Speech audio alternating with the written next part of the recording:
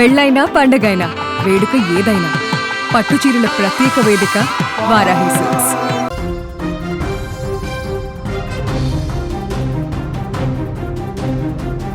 కొడుకు విద్యాబుద్ధులు నేర్పి క్రమశిక్షణతో కూడిన జీవితాన్ని ఇవ్వాల్సిన తల్లే అతన్ని హంతకుడిగా మార్చింది.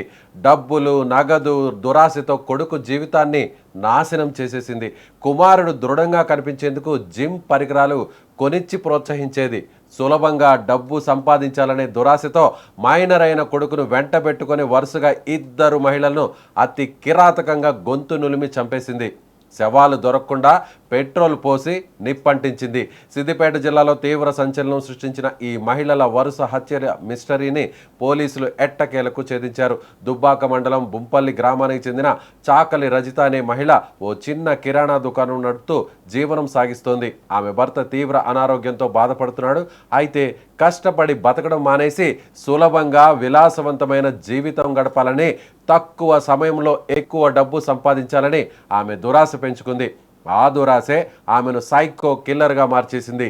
ఎవరు కనిపెట్టకుండా ఉండడానికి తన మైనర్ కుమారుణ్ణి కూడా నేరాల్లో పార్ట్నర్గా చేసుకుంది.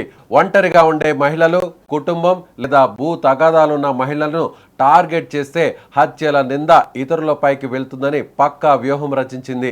రజిత తన మొదటి లక్ష్యంగా ఈ ఏడాది మే నెలలో రేఖ అనే యువతిని ఎంచుకుంది. రేఖ సోషల్ మీడియాలో, ముఖ్యంగా ఇన్స్టాగ్రామ్లో చాలా యాక్టివ్గా ఉండేది. ఆమెను మాయమాటలతో నమ్మించి నిర్మానుష ప్రదేశానికి తీసుకెళ్లారు ఇద్దరు. అనంతరం కొడుకుతో కలిసి ఆమె గొంతు నిలిమి అత్యంత క్రూరంగా చంపేశారు. ఒంటిపై ఉన్న బంగారం, విలువైన వస్తువులను దోచుకున్నారు. ఇన్స్టాగ్రామ్లో యాక్టివ్గా ఉండే అమ్మాయి కాబట్టి ఎవరైనా కిడ్నాప్ చేసి తీసుకెళ్లారని అంతా అనుకుంటారని భావించి మృతదేహాన్ని అటవీ ప్రాంతంలో పెట్రోల్ పోసి పూర్తిగా కాల్చి బూడిద చేసేశారు. ఇక మొదటి హత్యను ఎవరూ పసిగట్టలేకపోవడంతో రజితకు ధైర్యం మరింత పెరిగింది. ఈ నెల 7వ తారీఖున భూ తగాదాలు ఉన్న అతికం విజయ అనే మహిళను రెండో టార్గెట్గా ఎంచుకుంది. విజయ హత్యకు గురైతే ఆ నింద సహజంగానే ఆమె భూ తగాదాల దాయాదులపైకి వెళుతుందని ప్లాన్ చేసేశారు. పథకం ప్రకారం విజయను కూడా గొంతు నులిమి హత్య చేసి ఆమె వద్ద ఉన్న నగలు మొత్తాన్ని దోచుకున్నారు. ఆ తర్వాత సాక్ష్యాధారాలు దొరకకుండా శవాన్ని కాల్చేందుకు పెట్రోల్ పోసి నిప్పంటించారు. కానీ సరిగ్గా అదే సమయంలో భారీ వర్షం పడడంతో మంటలు ఆరిపోయాయి. భయంతో నిందితులు రామక్కపేట వద్దున్న రోడ్డు పక్కనే ఆ సగం కాలిన మృతదేహాన్ని వదిలేసి పరారయ్యారు. రోడ్డు పక్కన మహిళా మృతదేహాన్ని చూసిన స్థానికులు పోలీసులకు సమాచారం అందించారు.